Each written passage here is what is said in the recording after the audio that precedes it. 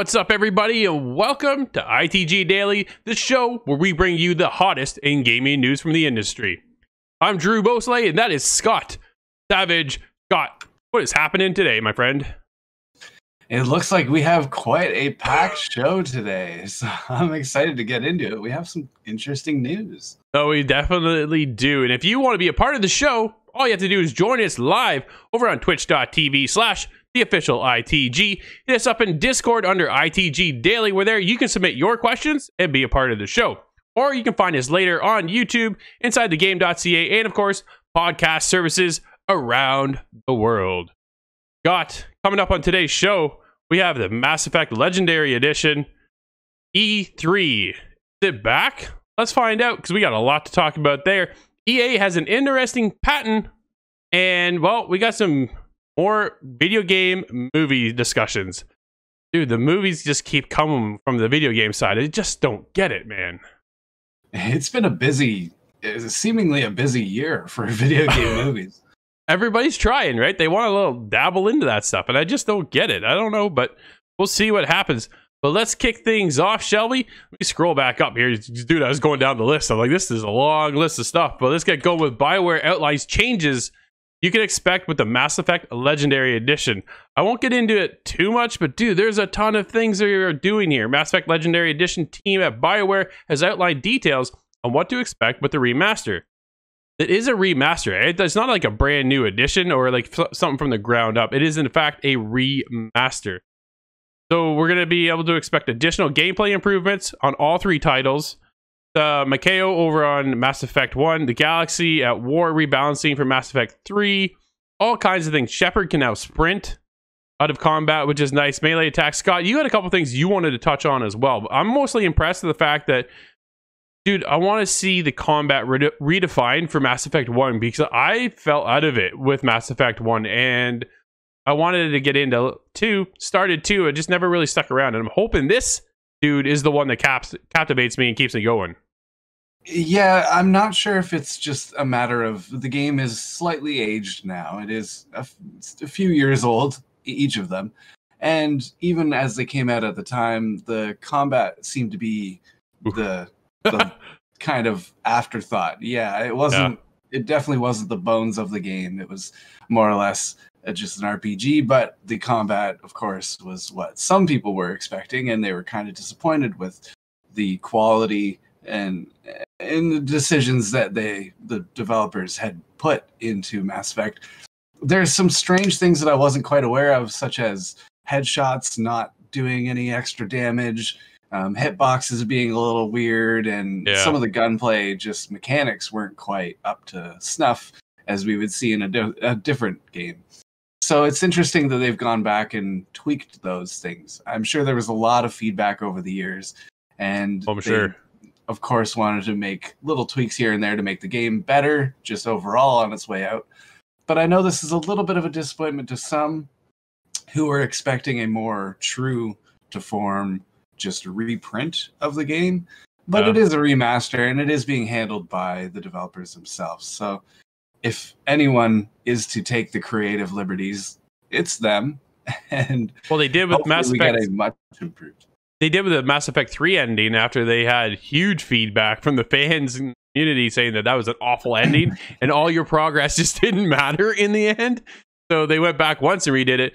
So it's been a long time that is kind of, I think fans have been looking for this. I know Nate is pumped to play, get back into this, have it remastered. I know I was talking with his brother Joel as well, who's just as excited. I think our good friend Kyle from ITG over there as well is pumped.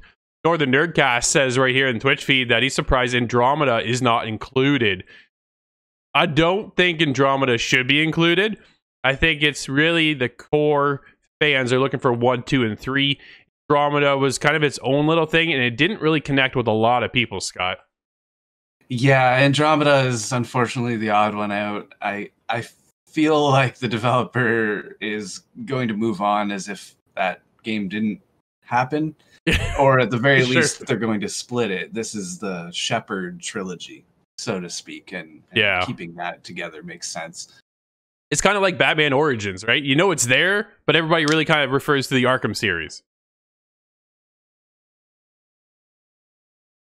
Yeah, that Andromeda just did not hit the target, and it's so unfortunate because just as Nate and his brother, I've been really waiting and excited to go back and play Mass Effect. I was going to go through the whole trilogy again, and now that I see something, like this is coming down the road, I'm really excited to jump back in on a slightly different experience. No, absolutely. I've seen screenshots from old and new from the remastered version, and dude, they look pretty impressive. I'm pretty excited to see and jump back in, and I'm really hoping that Mass Effect 1 catches me the way I was hoping it would, then power through the entire story. But dude, that's a lot of gameplay.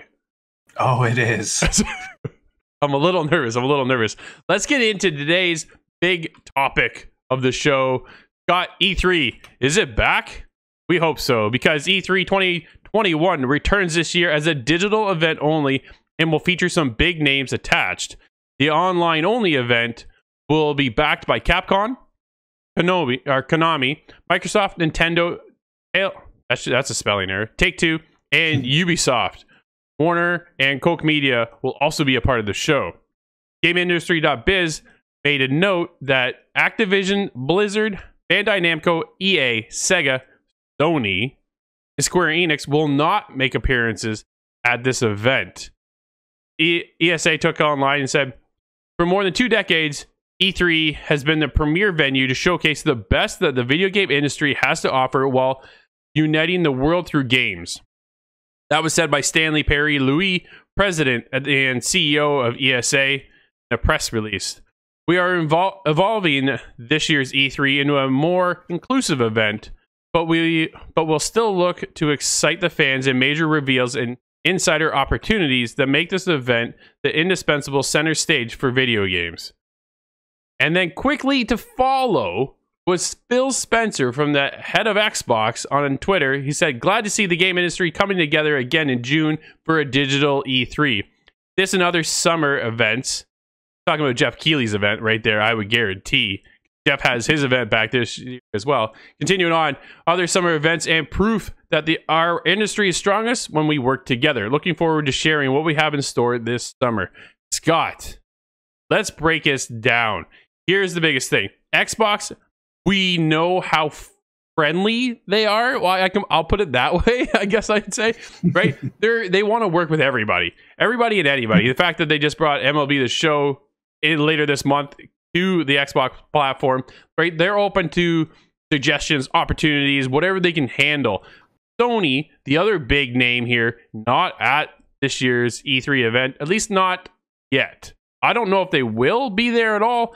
I'm kind of thinking they won't be. They bailed last year. We're starting to see a lot of companies kind of go out and do their own event. That way they can control the message. What are your thoughts on E3? What's the future look like? And what is Sony going to do this year? Yeah, I'm personally wondering if Sony will just go ahead with their own show or cobble together some that are missing E3 and kind of make their alternative to E3.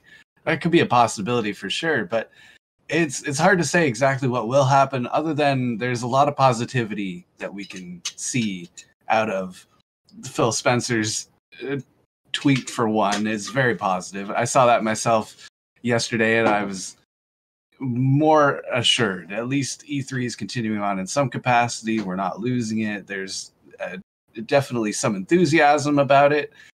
And Xbox is going to be there. There's going to be Ubisoft, a big one, Take-Two. So they're going to be able to hold an audience. That's for sure.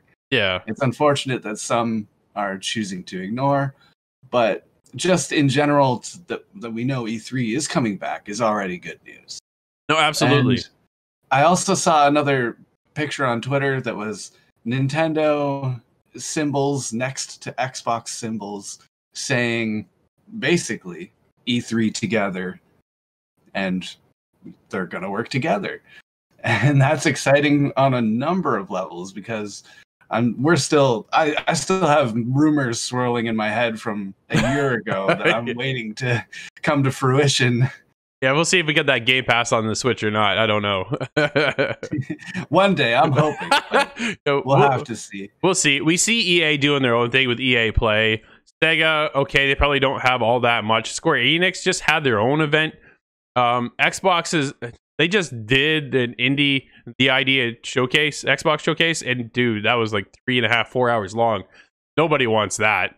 It was dude, that was painful. That was just unfortunately too long, right? So I'm excited to see E3, even though it doesn't have everybody. What does this mean for Bethesda too on that side of things, Scott? Now that Microsoft has bought Bethesda, what happens here? Because Bethesda, for the longest time, was doing their own show. They would have their own showcase, typically on Sunday, before everybody else. Then you see Microsoft and PlayStation launch on Monday, right? Followed by Ubisoft. So, you know, long-time fans of the industry would always get excited and get so pumped up to see, okay, here comes the biggest showcase of the year. What are the companies going to reveal? Now, we already have next-gen consoles, at least some of us, because you still can't find the consoles anywhere. So they don't have anything to reveal that way. But what do they do in the sense of, okay, here comes games. Dude, show me Fable. There's a few big ones they could unveil or just shine the light on for a moment and would definitely create a show. Fable is a good example. Yo, absolutely. We have an interesting patent from EA. Scott, EA's patent a difficulty system that adjusts to keep you playing longer. You ready for this? The patent, which was filed in October last year and published at the end of March 2021, describes a system that can perform automatic granular adjustments to a game in order to change the difficulty of the experience. Outlined in the patent's abstract, the system can review historical user activity data in respect to one or more video games to generate a game retention prediction model. Now, I don't mind sticking around a little bit longer because the game can scale its difficulty. I'm not necessarily looking at this as a bad thing, to be honest, because when you purchase a game, you don't want to be done in a couple hours typically, right? Unless it's that kind of short, sweet kind of experience. You want something that's going to keep you around and want you coming back for more and more and more. At the same time, dude, something about this just kind of rubs me the wrong way. Well, I am one of those that generally, I turn every shooter all the way up, or almost all the way up. And I hope that it doesn't lock me into that as a lifestyle for the rest of my life. Any EA game is going to just automatically dial all the way up. I hope I have some sort of active control over that. But it's an interesting idea because I think a lot of times a lot of players just speed through an experience and they miss a lot. And so hopefully it really does give people that experience out of games where they otherwise would just speed through it. But it's an interesting idea, and anything coming out of EA, I'm a little skeptical of. I want to see how it works out. Yeah, no, for sure. We've seen this in other games in the past. So the fact that they're able to adapt this system and kind of keep us around a little bit longer and scale the difficulty as we go. So if we start to struggle, maybe it will downgrade the difficulty system, right? So that's what I mean. I don't necessarily see it as a bad step, but I just found it kind of an interesting take that they patent system. It's taken almost a year to do it.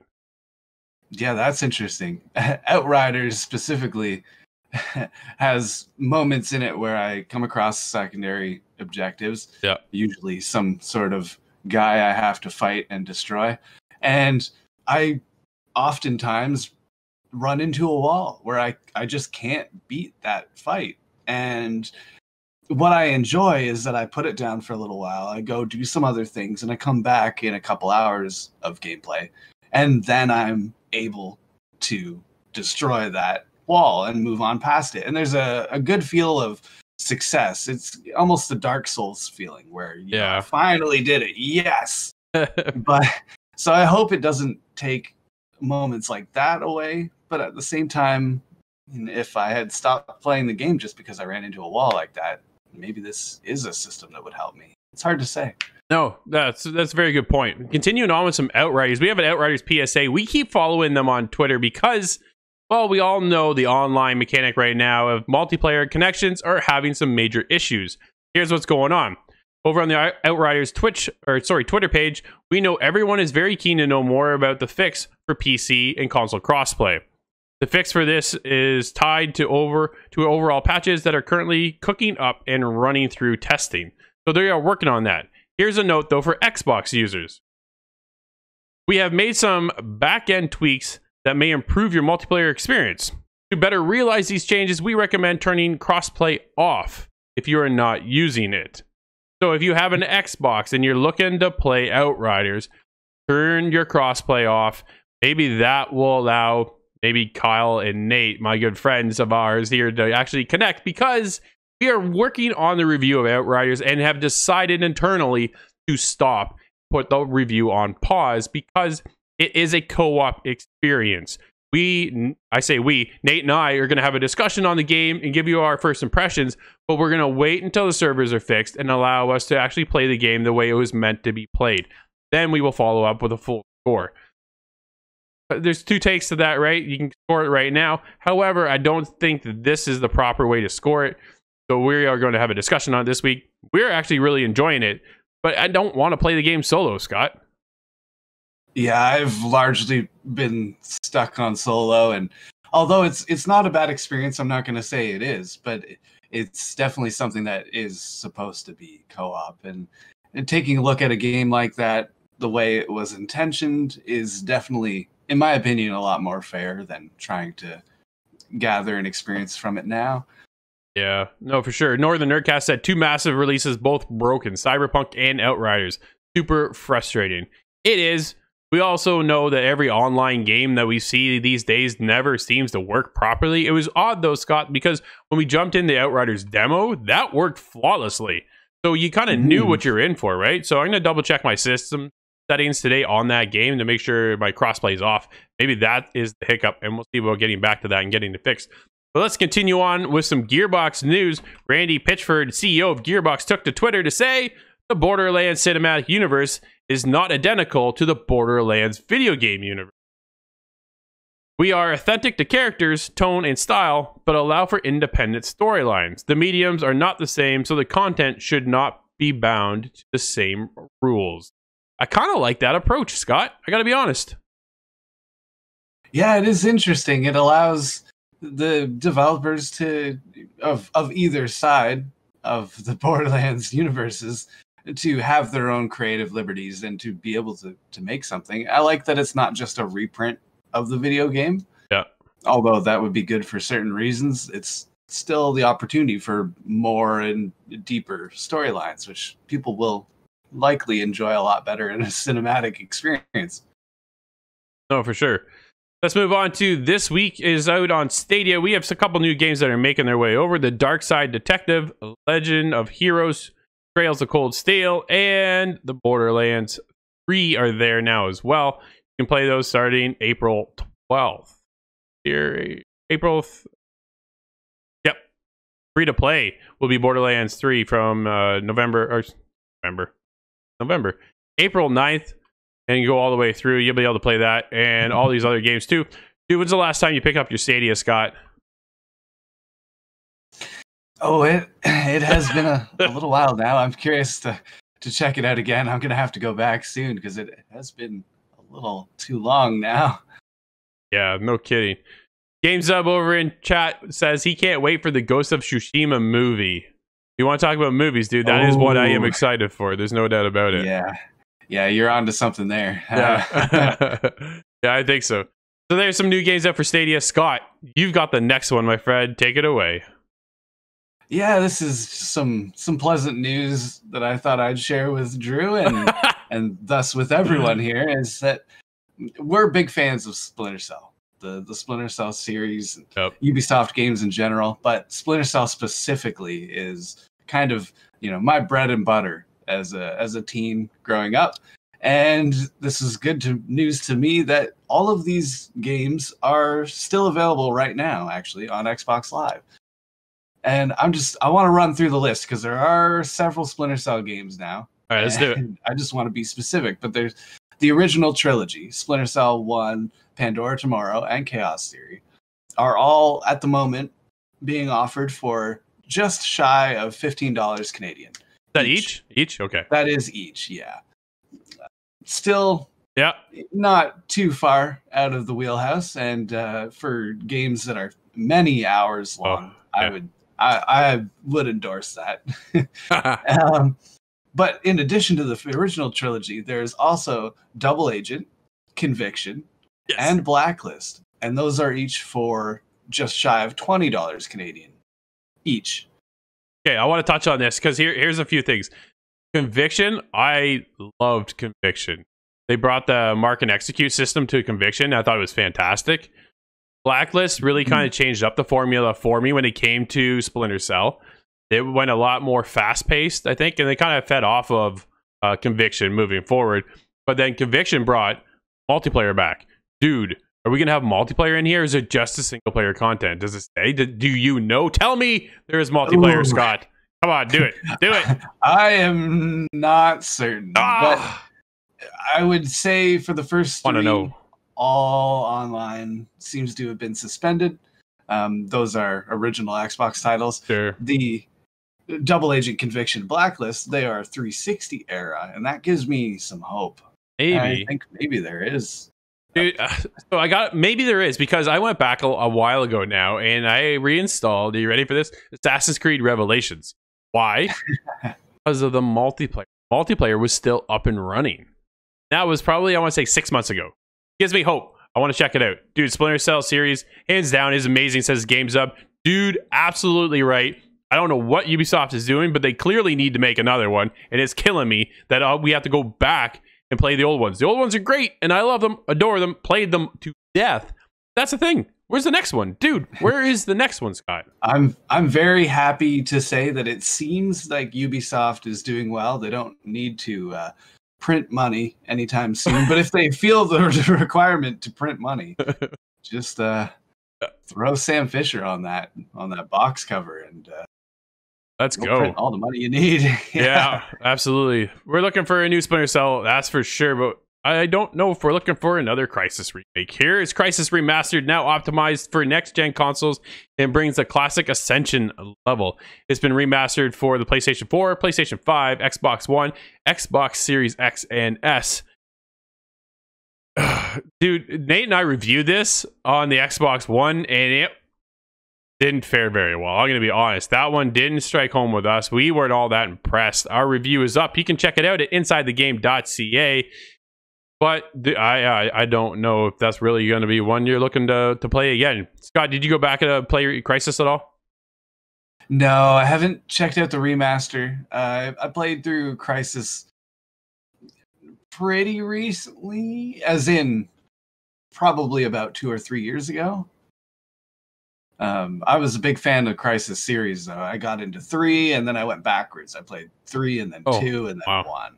It was a real showstopper on the PC, right? That was the biggest thing. That's where it kind of took off. Then it made its way to console, but it wasn't, dude. It pushed the limits of PC gaming at the time when it first initially released, and then it came to consoles. And, dude, Nate and I going back, like, you get spotted from like miles away. I was like, come on, man, this is like got a stealth game element to it. There's no stealthiness at all. I'm just going in there guns blazing because I'm miles away getting spotted. I was so frustrated. But yeah, that is not quite how it was intended, I believe. No, not at all. Not at all. Let's move on to something new. You can lose yourself in the dazzling AAA world of ancient Chinese legends and become the hero of epic proportions in an action MMORPG, Swords of Legends Online. There's a new series for you to check out. Dude, the trailer I was checking out, it looks awesome. Based on popular Chinese legends that inspired a multi-award winning television series, several movies, novels, phenomenal success franchise of games, including a game that they brought over from the Chinese regions and brought us over here to solo. Now we're going to see it in the Western Hemisphere, which is kind of cool. Players may choose up to 6 playable classes, each with their own unique skill, weapon, armor, and specifications. Pretty standard stuff, but it looks nice. 20-player raids and an abundance of PvP modes. That sound interesting to you, Scott? Yeah, there's something to check out. I'm not familiar with this one, but that's quite an announcement. That's yeah, I was in the in my emails. Definitely looks cool. I want to check it out. Here's something now. Oh, you got something? What's up, Scott? Oh, I was just thinking, I've seen a game that is supposed to be coming soon to North America, but it was kind of being compared to Bushido Blade and being a very fluid and open sword fighting game, and that looked really interesting to me. I don't know if that is this title, Swords of Legends, but no, it's not. I know what game you're talking about. I'm gonna have to find it. I've seen it too. That game looks cool. It is. Yeah. It's very punishing. It's a PvP fighting game, kind of. I don't want to say Mortal Kombat, but Street Fighter, Mortal Kombat, one-on-one scenario. But yeah, it definitely looks cool, and it's weapon based. So it's. Let me find that for you, and we'll talk about that one offline. But let's get going into Resident Evil Reverse Beta is now available to pre-download for the Xbox One and Xbox Series X. The beta will take place here very shortly on the 7th, which is today, and run till the 10th. So do note you need the Capcom ID registration is required in order to get into the beta. So if you want to test that out, Scott, are you jumping into the beta for Spookies? I'm curious. I'm going to have to check this one out. I was not aware of this one until a few days ago, actually. I saw a post about the reverse, as it were. And I'm not familiar with this concept of Resident Evil at all. I have to check this out just because it's so different. Yeah, well, it's all you and Nate. You guys jump in and let us know. You can let us know at InsideTheGame.ca. Don't forget, you can watch our weekly show as well, where we cover all the latest in gaming reviews, news, VR, and a whole lot more. But this is ITG Daily, where we bring you the hottest in gaming news, like Sea of Thieves Season 2. Scott, what do you think of that, buddy? Launching on April 15th. We're going to get, sounds like 3 months worth of a new season, giving you 100 worth of rewards and all kinds of cosmetics and such like that. It's basically a battle pass for Sea of Thieves. Only Season 2, though. This game... Been out for a while. It's been out for a while. Yeah.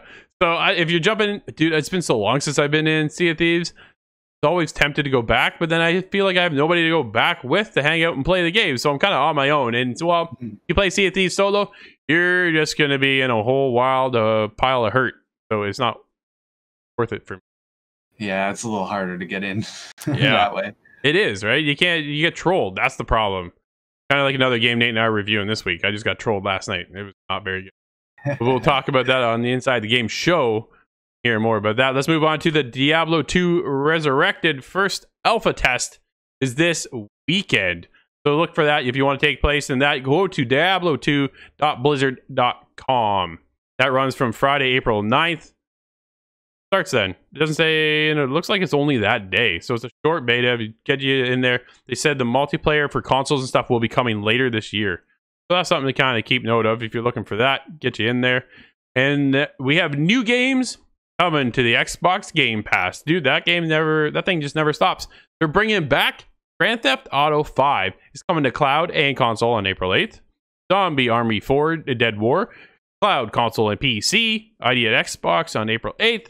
Disneyland Adventures comes to cloud on April 8th. Rush, a Disney Pixar adventure, comes to cloud on April 8th. NHL 21 console through the EA Play on April 12th.